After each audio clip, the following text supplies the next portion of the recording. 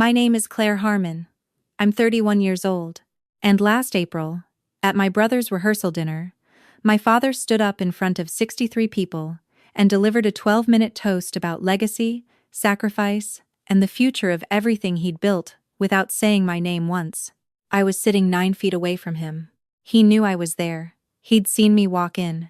He'd nodded at me the way you nod at a coworker you don't particularly like but have to share an office with. And then he picked up his glass and talked for 12 minutes about my brother, the firm, the Harmon name, and what it means to carry something forward. Not once. I wanted to tell you what happened after that. I want to tell you about the woman who walked up to me at the bar 40 minutes later and said, in a voice that wasn't quite a whisper, "Wait, are you the one who built Stackwell?" I want to tell you about my father's face when he Googled my name for the first time in his life and found out exactly how wrong he had been. I want to tell you what I said when I finally stopped being quiet. But I'm getting ahead of myself. Let me take you back to the family that raised me to be invisible. My father, Gary Harmon, built Harmon Financial Advisors from a 2-person office in Columbus, Ohio, into a regional firm with 22 employees and roughly $12 million in annual revenue. Not Wall Street money. Not Greenwich Country Club money. Solid, respectable, Midwestern money. The kind that buys a 4-bedroom colonial in a good school district and sends 2 kids to state universities and expects gratitude for it. My father is the kind of man who coached Little League, even though he hated baseball, because it looked right. The kind of man who gives the same Christmas speech every year about hard work and family and then falls asleep before 10. He is not a bad man. I want to be fair about that. He is a man who decided, somewhere between the day my brother was born and the day I started showing signs of having opinions, that the story of the Harmon family had a specific shape, and I wasn't in the frame. My brother, I'll call him my brother, because that's what he is 3 years younger than me and has never once doubted that he was exactly where he belonged. He got my father's chin, and my father's confidence, and my father's absolute certainty that rooms exist to hold him. He went to Ohio State for finance, came back home, passed his CPA exams on the first attempt, and stepped into a junior advisor role at my father's firm, the same month I was packing up a shared apartment in Austin and trying to figure out how to make payroll for the 3rd time in 2 years. He's not a bad person either. This is the part that makes it complicated. My mother is a high school principal in Westerville. Organized, practical, deeply loyal to my father's version of events. She's the kind of woman who says your father worked very hard for this family, as if it explains everything, as if it answers every question you might ever ask about why the story went the way it did. Here is the simple version of what I did between the ages of 24 and 31. I moved to Austin with $11,000 in savings, a laptop, and a specific frustration I'd developed working at a mid-sized software company in Columbus for 2 years after college. The frustration was this. Small and mid-size accounting firms exactly like my father's, had terrible internal workflow software. The tools they were using were 15 years old, clunky, and expensive to license. I knew the industry. I'd grown up watching my father manage client files out of systems that made no sense. I thought I could fix it. I spent 8 months building the first version of Stackwell, a cloud-based practice management platform designed specifically for independent financial advisory and accounting firms. I spent another 4 months convincing anyone who would take a meeting with me that it was worth trying. My first paying customer was a firm in San Antonio, with 4 advisors. They paid me $400 a month. I called my mother that night. She said, "That's nice, honey. Your brother just got his first solo client." I kept going. By year 2, I had 43 paying customers and a product that was genuinely better than anything else in the market for firms under 50 employees. By year 3, I had 112 customers, a small team of 6, and my first term sheet from a seed investor in Denver. By year 4, I had raised 2 rounds of funding, grown to 19 employees, and started getting calls from larger software companies asking about partnerships. I did not tell my family most of this. Not because I was hiding it. I told them. I told them at Thanksgiving when I closed my first funding round. My father said, "How much equity did you give up?" in the tone of a man pointing out a problem, and then turned the conversation to my brother's plan to eventually buy into the firm's partnership structure. I told my mother when we crossed 1 million in annual recurring revenue. She said she was proud of me and asked if I was eating enough and whether I'd thought about moving back closer to home now that the startup thing seemed to be working out.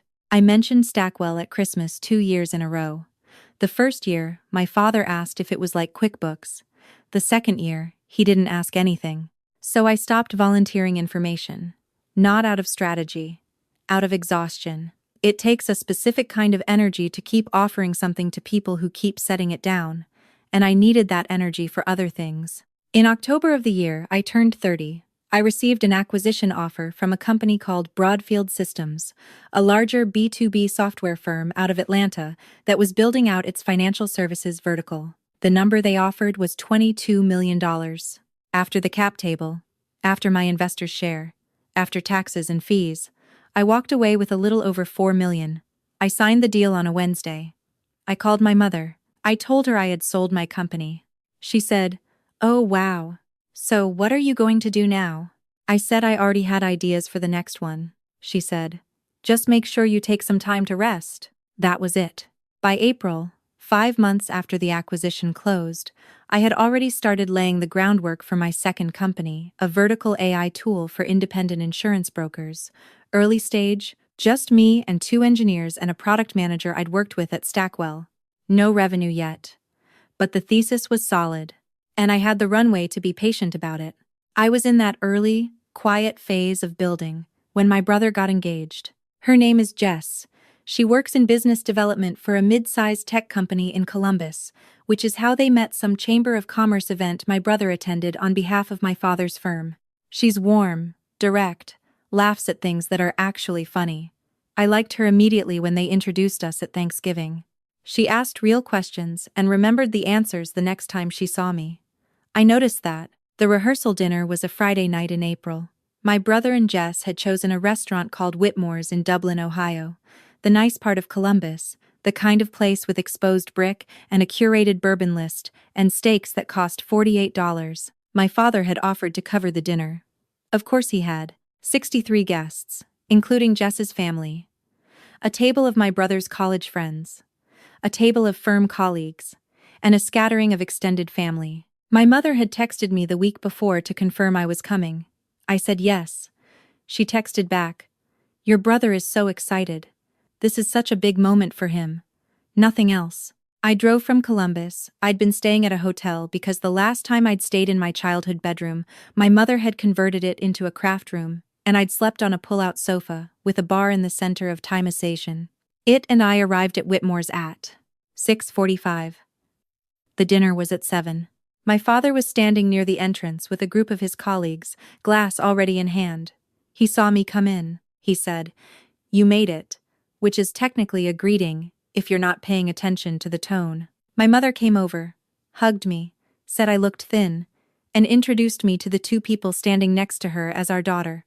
Not by name, not by any context. Just our daughter. I found my seat. I was at table 4. There were 7 tables. Table 1 was the immediate family table, my parents, my brother and Jess's parents, and her sister. I was at table 4, with my aunt and uncle from Dayton, 2 of my mother's colleagues from the school, and 2 people I didn't recognize who turned out to be neighbors from the street my parents had lived on before I was born and had somehow maintained contact with for 30 years.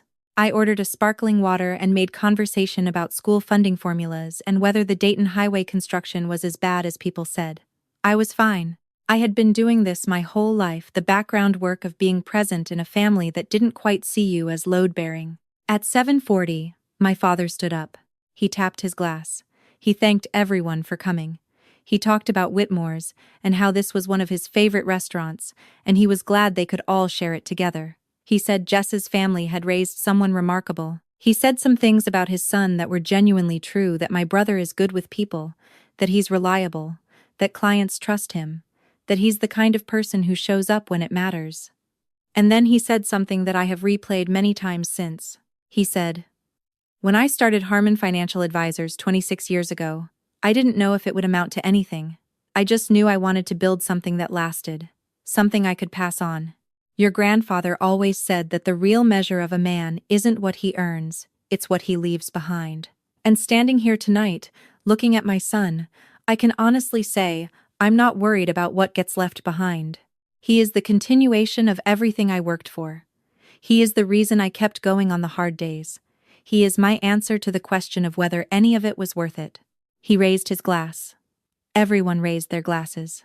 I was holding mine. My aunt touched my arm and said, "That was lovely," and I said, "Yes," and I drank. After dinner, after the dessert, after the small conversations and the family photo that I was in, because Jess personally came to table 4 and said she wanted all of us together. After all of that, I went to the bar. I needed a minute. I ordered a club soda.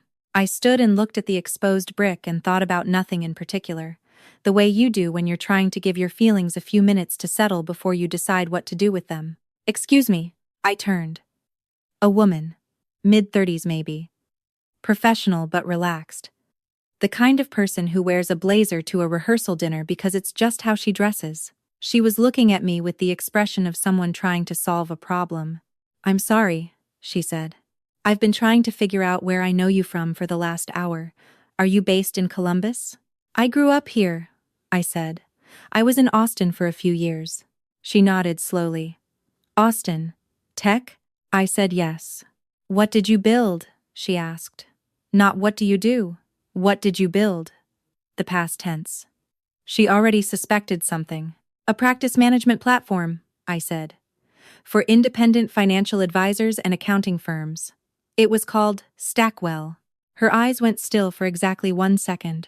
"Stackwell," she said. Not a question. "Yes." She stared at me. "We evaluated Stackwell 18 months ago. I'm VP of Partnerships at Broadfield Systems." She paused. "You're the founder." I said yes. "We acquired Stackwell," she said slowly. "I know," I said. "I was the one who sold it to you." She looked at me for another moment, and then she laughed, not unkindly, just the laugh of someone recalibrating quickly. "I was in 2 of those final diligence calls," she said. "You had numbers cleaner than companies 3 times your size." She shook her head. "How are you connected to this wedding?" I looked across the room toward table 1, toward my father, who was laughing at something one of his colleagues had said, comfortable and at ease, the patriarch at the center of his own story. "That's my father," I said. "And my brother is the groom." She followed my gaze. And I saw her process it, the pieces clicking into place. The way the math didn't add up against the things she probably thought she knew about this family, this dinner, this evening. "Your father runs Harmon Financial?" she said. "He does." She was quiet for a moment. "We pitched Stackwell to firms like his during your growth phase. Smaller independents. Did he ever use it?" "He never asked what it was," I said. She looked at me carefully, and there was something in her face that I recognized, not pity, something more precise than that. The look of a person who has just understood something about a situation that the people inside it still haven't figured out. "I need to introduce you to someone," she said. What happened next took about 20 minutes and felt like standing outside of time watching the weather change. She introduced me to a man named David, who was Jess's uncle, and had spent the last 15 years building and selling regional healthcare software companies. He knew Broadfield. He knew the acquisition. He asked me specific, intelligent questions about the cap table structure and what we'd done to maintain customer retention through the transition period. And I answered them, and we talked the way you talk when you've been in the same room for an hour and finally found the other person who speaks your language. My father's colleague Marcus was standing nearby. I knew Marcus vaguely. He'd been at the firm for 8 years, cautious, methodical, the kind of advisor who reads everything twice. He heard the word, acquisition. He heard the number, because David said it directly, 22 million. That's clean for a company that size, and I watched Marcus go still. I watched him take out his phone. I watched him type something. I knew what he was typing. It took less than 30 seconds for Marcus to look up from his phone and look at me with an expression I had genuinely never seen, directed at me from anyone in my father's world before. Pure, uncomplicated reassessment. He said, "Claire." I said, "Hi, Marcus." He said, "You built Stackwell." I said, "I did." He looked across the room. He looked at my father. He looked back at me. And he said nothing else, because there wasn't anything to say. I went back to my table. I talked to my aunt about her garden. I ate the rest of my dessert. I was aware, in the way you're aware of weather coming, that something was moving across the room. Conversations shifting. People with phones. The particular quiet that happens in a group of 63 when a piece of information is traveling. My brother found me at my table. He crouched down next to my chair, which is a thing he does when he wants to have a real conversation. He doesn't like looking down at people, which is actually one of the things I've always appreciated about him. He said, "Hey, Marcus just told me something." I said, "Okay." He said, "Claire, you sold your company for $22 million?" I said yes. He looked at me. He looked like someone who had just realized that they'd been looking at a painting for years and only now noticed that it was a window. "Why didn't you tell us?" "I told Mom when it happened," I said. "She asked if I was going to take some time to rest." He sat back slightly. "I didn't know." "I know you didn't." There was a pause between us. A long one. And then Jess appeared behind him, because she always seems to know where he is, and she looked at me and said, "Is this the conversation about Stackwell?" My brother looked up at her. "You knew?" "I found out 10 minutes ago," she said. "From my friend who works in B2B software." She looked at me steadily. "I'm sorry we didn't know sooner." "It's okay," I said. "It's my automatic answer. I've been giving it my whole life." Jess noticed, because she's the kind of person who notices things. "It's not, though," she said quietly. "Is it?" "Not a question." My father came over a few minutes after that. I saw him crossing the restaurant with the specific walk of a man who has been given information that he doesn't yet know what to do with. My mother was behind him. They sat down at the 2 empty chairs at my table. My aunt quietly excused herself. "Good instincts." My father said, "Marcus told me about your company." I waited. "He said you sold it." "In October," I said. "I called Mom when it closed." My mother looked at the table. My father said, "I didn't know it had gotten that big." "You never asked," I said. Any time I brought it up, the conversation moved on. I stopped volunteering it because it was exhausting to keep offering something to people who weren't interested. "We were interested," my mother said. "You asked if I was eating enough." Silence. My father said, "22 million is," and then he stopped, because he was going to say something that would have revealed exactly where his mind had gone with the number, and some part of him understood that. I looked at him. My father. The man who had spent 12 uninterrupted minutes talking about legacy and continuation, and the meaning of everything he'd built, and had not said my name once. "I'm not telling you this to make you feel bad," I said. "I'm telling you because I want you to understand that I'm not what you've been treating me like. I haven't been for a long time. We've never treated you." "Dad." My voice was very quiet. "You gave a 12-minute toast tonight. You talked about what you hoped to leave behind. You said your son was the reason you kept going on the hard days." I paused. I was sitting 9 feet away. My father opened his mouth and closed it. "I've built 2 companies," I said. "I sold the first one. The second one is early, but the model is solid.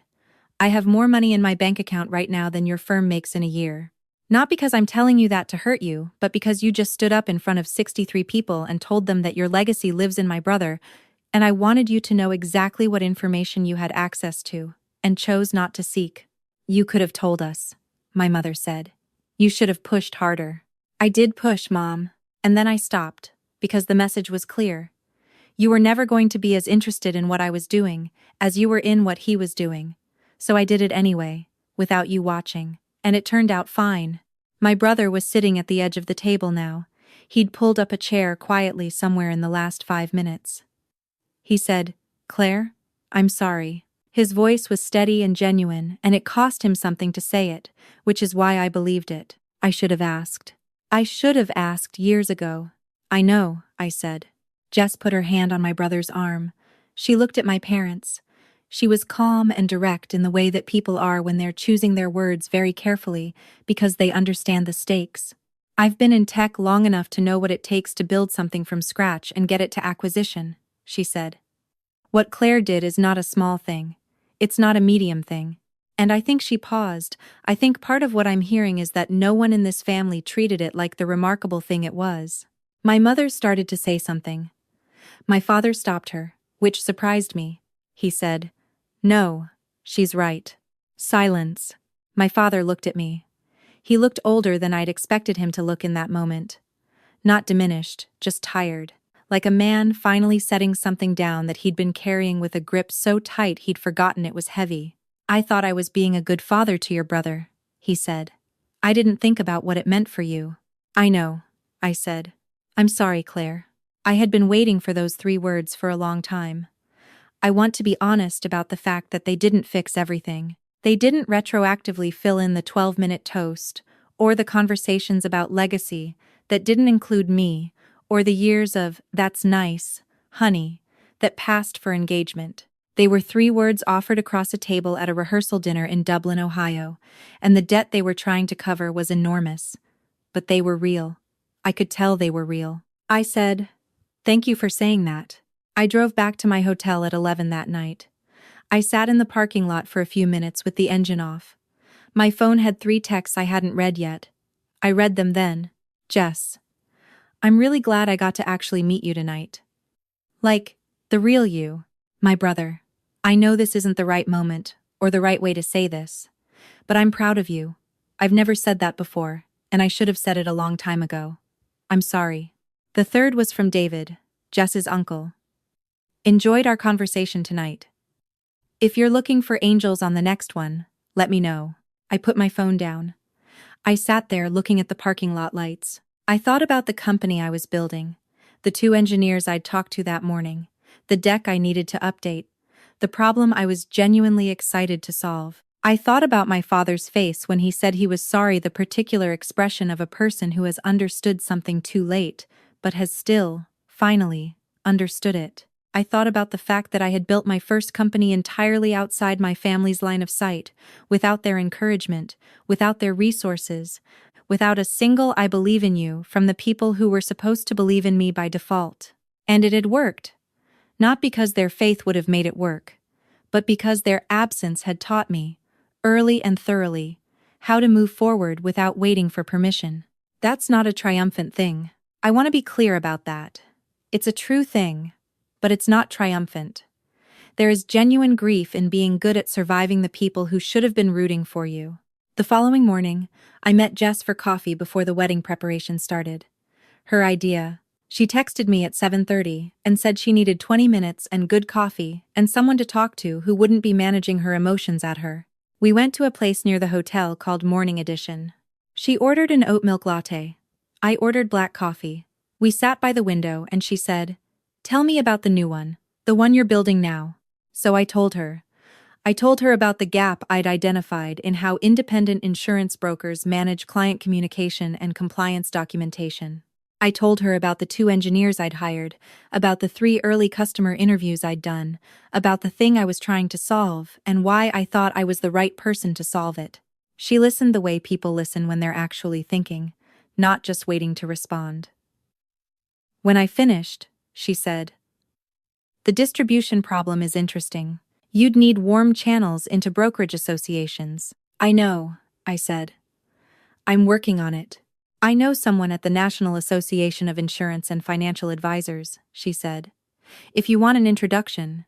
I looked at her. This woman, who was marrying my brother in 24 hours, who had, the night before, stood at a table at her own rehearsal dinner and said, "It's not okay." Though, is it, with exactly the right amount of directness and zero performance? "I would really appreciate that," I said. She smiled, small and real. "You have been operating in a place where no one around you understood what you were doing," she said. "That takes a specific kind of discipline. It shouldn't have been necessary, but the fact that you did it anyway, that's not nothing." "It's a lot of quiet," I said. "I know." She wrapped her hands around her cup. "For what it's worth, that's over. I'm going to be part of this family. And I'm interested. I'm going to keep asking questions and I'm going to be interested in the answers." I drove home to my apartment. I'd finally found a lease in Columbus, a 1-bedroom in the short north with big windows and a kitchen I actually cooked in, and I sat down at my desk and opened my laptop and worked for 3 hours before I had to get ready for the wedding. That is not a statement about avoidance. That is a statement about who I am. Work is not where I go to hide. It's where I go to feel like myself. The wedding was on Saturday in the garden of the same venue where the rehearsal dinner had been held. It was genuinely beautiful. Jess wore something simple and entirely right for her. My brother cried at the vows. Not fake crying, the kind of crying that surprises a person, that comes up through the chest without asking permission. My father and I did not have another big conversation. There wasn't one to have, not yet. That's a longer road than a single apology at a rehearsal dinner, and I think we both understood that. But when the family photos were taken, real ones, all of us arranged in the garden light at 6 in the evening. He put his arm around my shoulder, and when the photographer said to look at the camera, my father looked at me first. I noticed. I said nothing about it, but I noticed. 3 weeks after the wedding, I took a call with David that turned into a conversation about co-investing on a small seed round. 2 months after that, I closed a $500,000 pre-seed with 4 angels, David included.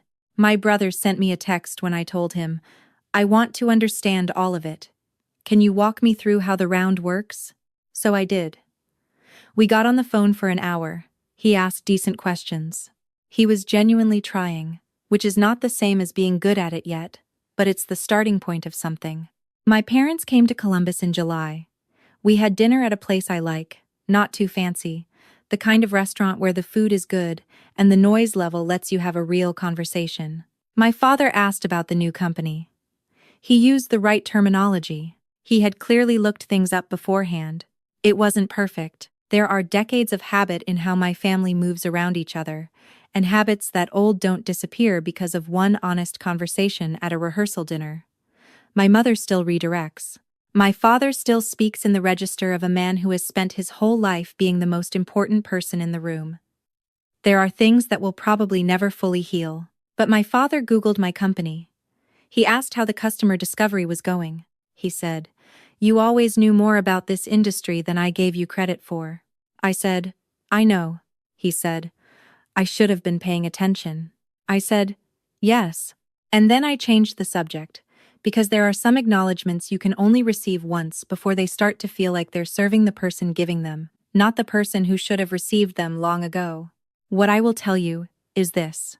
I built my first company in complete silence. No one in my family came to my first office, a 2-desk room above a dry cleaner in Austin that I paid $600 a month for. No one was on the phone with me during the nights I genuinely wasn't sure the company was going to make it through the next quarter. No one was there when I closed the acquisition and sat alone in that small office for a long time before I drove home, because there wasn't anyone to call who would have really understood what it had cost me to get there. I did all of it without the thing I was supposed to have. The basic, ordinary thing of a family that looked at what you were doing and said, "We see this. We think this is remarkable. We're glad you're ours." And here's what I learned from doing it without that. You don't actually need their eyes on you to move forward. You think you do.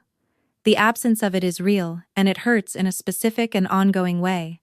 But the work doesn't require their belief in order to be real. The company existed whether they asked about it or not. The acquisition happened whether they understood it or not. The second company is being built whether they're watching or not. I spent a long time feeling like I was building in a room with no windows and no one looking in.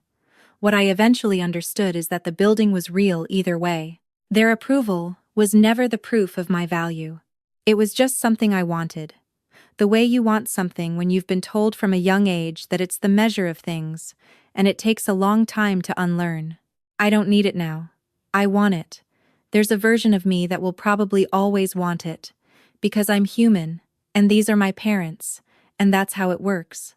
But I don't need it, and I know the difference. If you're watching this and you recognize something in what I've described, the particular experience of building something real in the peripheral vision of people who were always looking somewhere else, I want you to hear this clearly. The work you're doing is real. The thing you're building matters, and the fact that they haven't noticed doesn't make it smaller. It just makes them people who missed something. Keep building anyway. The proof was never for them. What was the thing you built that your family didn't see coming? I'd love to hear it.